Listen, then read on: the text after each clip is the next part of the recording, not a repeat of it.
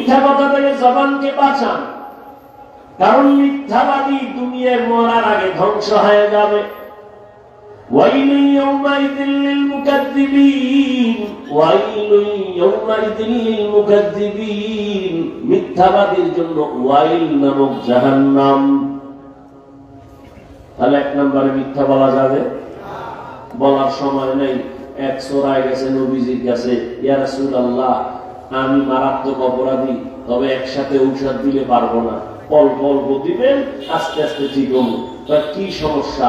বলে এক নাম্বার আমি চুরি করি, নাম্বার 2 আমি জেনা করি, এরপর আমি মদ পান করি, আর মিথ্যা কথা বলি। চোরাই ভাবছে নবী মনে হয় শুনে করবে, ঠিক আছে সব যেহেতু পারবি না আপাতত চুরিটা ছাড়। নবী হ্যাঁ না কইয়ে কয় মিথ্যা কথা ছাড়। অটা করছো কথা করছো, এই এক ঔষধ লয়ে বাড়ি যা, এবার আবার আসে। চোরাই খুশি, আমার ধারণা উল্টা, চুরি ছাড়তে পারবে, আজকে চুরি হইব বরকতে, কিন্তু নবী জানছে। বাড়ি যায় চিন্তা করে গেছে বড় একটা জায়গায় ঢুকবো, বরকতের চুরি গাছকে ছাড়া যায় না। কিন্তু রহমতের নবী, শ্রেষ্ঠ নবী, শ্রেষ্ঠ ডাক্তার এমন একটা মেডিসিন দিছেন, এক মেডিসিনে বান্দা আল্লাহর ওলি হয়ে যাবে, সেই মেডিসিন লাগায় দিছেন। চোরাই কয় নবী চুরি করতে নিষেধ করে নাই, মিথ্যা ছাড়তে বলেছে, যাই আজকে চুরি করি। যাইতে যাইতে মাঝখানে গিয়া পেরেশান হয়ে গেল, নবী জানে আমি চোর। বাড়িওয়ালায় যদি নবীর কাছে যায়, নবী তো আমারই ব্যাপার, ওই বাড়ি চুরি হয়েছে করছে। আমি নতুন ভাবে নবীর সামনে চোর হয়ে দাঁড়াতে চাই না, চুরির ভুল নিবেন, বাড়ি তো চুরিয়া করবো না। মদের বোতল নিচে মাথা গরম, মদ টান দিলে মাথা ঠান্ডা হবে। কি ভাই, মদ পান করলে মাথা ঠান্ডা হয় না? মদ খাইয়েই বউরে মা, একটা মদের বোতল টান মাইলেই গোটা দেশের মালিক এখন আমি। বউকে তুমি দেশের মালিক, ঘরে তো চাউল নেই, বোতলের দোষ আমার কি?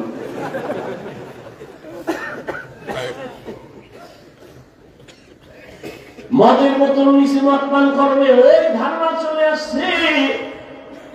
রহমতের নবীর সামনে আর আমি মদুদি হইয়া দাঁড়াতে চাই না। আল্লাহর ভয় অন্তরে এসে গেছে, এক মেডিসিনে সব টাইট। মদের বোতল ফালায় দিছে, জেনার রাস্তা বন্ধ করছে। আল্লাহর নবী কয় চুরি বন্ধ করে, তা না বলে বলছে মিথ্যা ছাড়িয়া দাও, মিথ্যা মানুষকে ধ্বংস করে দেয়। আল্লাহর নবী সাল্লাল্লাহু আলাইহি ওয়া আলিহি ওয়া সাল্লাম ইয়াকুম ওয়াল কিযব ফাইনাল কিযবা ইয়াহদি ইলাল ফুজুর ওয়া ইন্নাল ফুজুরা ইয়াহদি ইলান নার। মিথ্যা মানুষকে খারাপ দিকে নিয়ে যায়, পরিণাম ফলে জাহান্নাম। মিথ্যা মারাত্মক, দুনিয়াতেই মিথ্যা কেউ পছন্দ করে না। মিথ্যা কইয়ে কইয়ে জনগণের টাকা খাইয়া বিল্ডিং বানাইছে, কপালে ঘুম নাই, দুদক কয় এত টাকা পাইছে, ওই হিসাব দিয়ে ঘুম শেষ। মিথ্যা থাকে না, আল কিযবু ইউহলিক, মিথ্যা মানুষকে ধ্বংস করে দেয় মরার আগে। তাহলে জবানকে কন্ট্রোল করার জন্য মৌলিক গুনাহ ছাড়বো, এক নম্বরে কি বলবো? কিন্তু মোবাইল তো বরকতের মিথ্যার জুড়ি। ঘরের মধ্যে মোবাইল কানে লাগায়, এক পাওনা দ্বারে টেলিফোন করলে মোবাইল বন্ধ বন্ধ, ফট করে ভুলে গেছে, ফট করে কল ঢুকে গেছে। এবার সার তো পাওনা দ্বার ঘরের এখানে জমিনে নাই, তাজা তাজা মিশা কথা মোবাইল দিয়ে বউয়ের লাগে মিশা কথা। রাত বাজে 12টার উপরে, হে কোথায় বইয়া আবার সাইড কালেকশন করে, বউকে এত দেরি, ফোন ফোন দিও না, আসি আমি বাড়ির পাশে গেছি, কি মিথ্যা হয় না? হাসতে হাসতে মিথ্যা কথা বলি। আল্লাহ মিথ্যা থেকে আমাদের জবানকে হেফাজত করুন। আর একটু বলি, 2 নাম্বার, জবানের দ্বারা গালি দেওয়া যাবে না। গালি দেওয়া হালাল না হারাম? قل لعبادي يقولوا التي هي أحسن إن الشيطان ينزغ بينهم إن الشيطان كان للإنسان عدوا مبينا।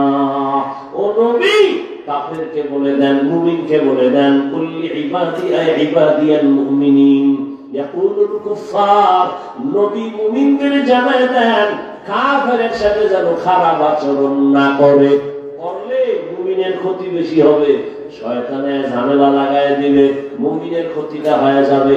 কাফেরের সাথে যদি খারাপ আচরণ আল্লাহ নিষেধ করে, তো মুমিন হইয়া মুমিনের সাথে কেমনে খারাপ আচরণ করব, কেমনে গালি দিব? قال النبي صلى الله عليه وآله وسلم سباب المسلم فسوق وقتاله كفر, মুমিন হয়ে মুমিনকে গালি দেওয়া পাপিষ্টের কাজ, মুমিন হইয়া মুমিনের বিরুদ্ধে জিহাদের ঘোষণা দেওয়া বেদিনদের কাজ। قال النبي صلى الله عليه وآله وسلم المسلم من سلم المسلمون من لسانه ويده, পরিপূর্ণ মুসলমান ওই ব্যক্তি যার হাত আর জবান দ্বারা অন্য মুসলমান কষ্ট পায় না। মিথ্যা থেকে জবানকে বাঁচাইও। 2 নম্বরে কি বলছি? গেছে 1 মিনিটে বুঝলাম, বলতেছি এর মধ্যে বুঝলে গেছে, মানে নিজের স্বার্থে ডাকলে আর কোনো উপায় নেই। কারণ ভাই দাওয়াত আলহামদুলিল্লাহ, কারণ আমাদের বাড়ি নাউজুবিল্লাহ। 1 নম্বরে মিথ্যা বলা যাবে না, 2 গালি দেওয়া, 3 গীবত থেকে জবানকে বাঁচাও। কি থেকে? ইয়া আইয়ুহাল্লাযীনা আমানু ইজতানিবু কাসীরাম মিনাজ-যন ইন্না বা'দাজ-যন্নি ইসমুন ওয়া লা তাজাসসু ওয়া লা ইয়াগতাব বা'দুকুম বা'যা আইয়ুহিব্বু আহাদুকুম আন ইয়াকুলা লাহমা আখিহি মাইতান ফীহি ফাকারিহতুমু ওয়াত্তাকুল্লাহ ইন্নাল্লাহা তাওয়াবুর রাহীম।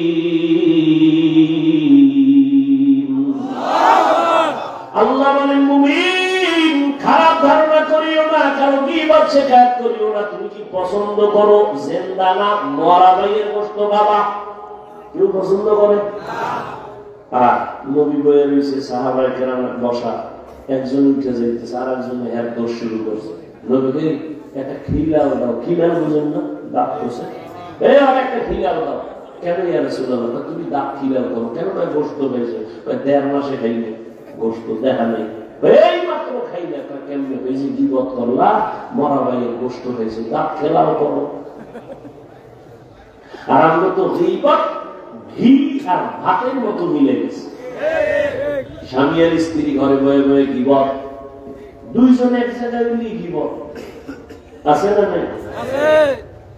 গীবত বড় মারাত্মক। আল গীবাতু আশাদ্দু মিনাজ জিনা, জিনা থেকেও মারাত্মক অপরাধ গীবত। আর এখন তো গীবতের ফ্যাক্টরি, গজবের মোবাইল, লেখতে তো আর বিসমিল্লাহ লাগে না। কত বড় কুলাঙ্গার সন্তান হইয়া বাবার নামে ফেসবুকে লেখে, নাই? ছাত্র হয়ে শিক্ষকের বিরুদ্ধে লেখে, তারা সুসন্তান হতে পারে না। আল্লাহ হেদায়েত দান করুন। গীবত বড় মারাত্মক। ওয়াইলুল লিকুল্লি হুমাযাতিন, ওয়াইল নামক জাহান্নাম। যারা গীবত করে, মানুষের নামে বদনাম করে, আবার বানায় বানায় অপবাদ দেয়, ওয়াইল নামক জাহান্নাম। আল্লাহ আমাদেরকে আপনি গালাগালির থেকে হেফাজত করেন, আমাদের জবানকে গীবত থেকে হেফাজত করেন। আর বেশি কম না, আর 2-4 মিনিট। কয়টা গুনাহ ছাড়তে হইব? বড় বড় মিথ্যা, গালি, গীবত। আল্লাহ তৌফিক দান করেন। আমি এটা চাইলে কি জবানটারে আটকানো যাবে না, একটা কাজ দিতে হইব না। বোতল খালি থাকলে তো অন্য কিছু আসবে, একটা কিছু রাখতে হইব। কথা জিহ্বার নেক আমল কয়টা রাখেন চালু করে, তাহলে গুনাহ কম হবে। মৌলিক কয়টা নেক আমল, যেটি কষ্ট নাই। কি? 1 নম্বরে জবান দ্বারা আল্লাহর কোরআনের তেলাওয়াত চালু রাখেন, হাঁটতে চলতে উঠতে বসতে আল্লাহর কোরআনের তেলাওয়াত। বাঙালি চালাক তো ফট করে কেউ পারি না। আল্লাহ করবে এত তাড়াতাড়ি জবাব দিয়ে রয়েছে, বুদ্ধি তো কম না, যা বিনা হিসেবে জানে না কি জবাব। মরা লাগে মার ওঠানো গেল কেন? জিজ্ঞেসই পারি না কেন? ব্যস্ত ব্যবসা বাণিজ্য চাকরি নিয়ে। আল্লাহ কইবে ফেরেশতা, করোনার টাইমে উল্টো এর দোকান বন্ধ, ব্যবসা বন্ধ, চাকরি বন্ধ, ট্রেন বন্ধ, ফ্যাক্টরি বন্ধ, দুনিয়া সব বন্ধ। আমি মসজিদ বন্ধ রাখি নাই, মাদ্রাসা বন্ধ রাখি নাই, ওই সময় কোরআন পড়বো না কেন? আমল নামা খুলে দেখবো, ও আল্লাহ, ওই টাইমে লুড্ডু খেলছে আর কেরাম বোর্ড, ব্যস্ত আছি। আছে না নাই? এইবার যতই যুক্তি দেন, আমি আপনার একটু আটকাই ধরি, মাওলায় ধরলে তো ছাড়তে পারবেন না, আমি একটু ধরি। আচ্ছা, আলহামদুলিল্লাহ সূরাটা পারেন না? কুল হু আল্লাহ, ইন্না তাইনা পারেন? এটি করে দৈনিক 41 বার ইন্না তাইনা সূরা পড়েন, 11 বার আগে দুরূদ শরীফ পড়ে, 11 বার দুরূদ শরীফ আমল করেন। দোকানে বসে আছেন, 50 বার কুল হু আল্লাহ সূরা পড়েন, আগে 5 বার দুরূদ শরীফ, পরে 5 বার দুরূদ শরীফ, এভাবে করে আল্লাহর কাছে চান। আলহামদুলিল্লাহ সূরাটা ফজরের সুন্নাত 2 রাকাতের পরে, ফরজ নামাজের আগে 41 বার আলহামদুলিল্লাহ সূরাটা পড়েন। পানির মধ্যে দম করেন, পানির মধ্যে আলহামদুলিল্লাহ সূরা 41 বার পড়া, এরপরে পানিটা ঘরের সবাই পান করেন। সূরাতুশ শিফা, সূরা ফাতিহা আলহামদুলিল্লাহ সূরা, সব রোগের ঔষধের সূরা। হুজুর আলহামদুলিল্লাহ কখন নামাজই করি না, এর আলহামদুলিল্লাহ চিন্তা কি? হাঁটতে চলতেই তেলাওয়াত তেলাওয়াত তেলাওয়াত। ও পর্দার আড়ালের আম্মা জানেরা, বোনেরা, ঘরের মধ্যে আসেন, কোরআনের তেলাওয়াত। ফজরের নামাজের পরে সূরা ইয়াসিন তেলাওয়াত করেন, যোহরের নামাজের পরে সূরা আর রহমান তেলাওয়াত করেন, আসরের নামাজের পরে সূরা নাবা তেলাওয়াত করেন। আম্মা ইয়াতাসাআলুন আনিন নাবাইল আযীম আল্লাযী হুম ফীহি মুখতালিফুন। মাগরিবের নামাজের পরে সূরা ওয়াকিয়া, ইযা ওয়াকাতিল ওয়াকিয়া লাইসা লিওয়াকাতিহা কাযিবা। আল্লাহর কসম, লাগাতার যদি আম্মা জানেরা সূরা ওয়াকিয়ার আমল করেন, রিজিকের কষ্ট কোনোদিন হবে না। এশার নামাজের পরে সূরা মুলক, তাবারাকাল্লাযী বিয়াদিহিল মুলক ওয়া হুয়া আলা কুল্লি শাইইন কাদির। তেলাওয়াত বড় মজার, একটা অক্ষর পড়বেন, সাথে সাথে 10টা নেক আল্লাহ দান করবেন। তেলাওয়াত শিখেন, শিখেন, কত মজা। এই ভাই দোকানে বসে আছেন, কোরআনের তরজমা বাংলা পড়েন, বাংলা তরজমা পড়েন, কয় কিন্নু টাকা নাই, মোবাইল তো দেখেন, ওখানে বাংলা কোরআন ডাউনলোড করেন, কইরা কইরা তরজমা দেখেন। ওয়াইলুল লিকুল্লি হুমাযাতিন লুমাযা, তরজমাটা দেখেন। আল কারিআতু মাল কারিআ, তরজমাটা বাংলায় পড়েন। কোরআন পড়লে এক মজা, অর্থ জানলে আরেক মজা। যত পড়বে তত মজা, যত শুনবে তত মজা। এর মতো মজার কথা জমিনে আর কোথাও নাই।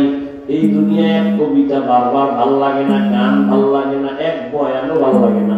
হুজুরে একই বয়ান করে, কিন্তু কোনদিন কইছেন ইমাম সাহেব আলহামদুলিল্লাহ বাদ দিবেন নি? জীবনভর বহু বলছি, এবার নতুন আর একটা সূরা আলহামদুলিল্লাহ বাদ দেন। কেউ বলছে? মানুষের কণ্ঠ যত সুন্দর, তার তেলাওয়াতে মজাও কত কি, কত মজা। এক নম্বরে জবানে তেলাওয়াত। আচ্ছা, তেলাওয়াত পারেন না, টুকটাক করবেন, কিন্তু আর একটা আমল আছে, জিকিরের আমল। হাঁটতে চলতে উঠতে বসতে জিকিরে ব্যস্ত রাখেন, জিকির দিয়া লা ইলাহা ইল্লাল্লাহ। মজা লাগে না? কেমনে লাগে? আল্লাহর জিকিরের মজা নাই তো কেমনে পাবেন? আপনি তো মজা বুঝেনি না।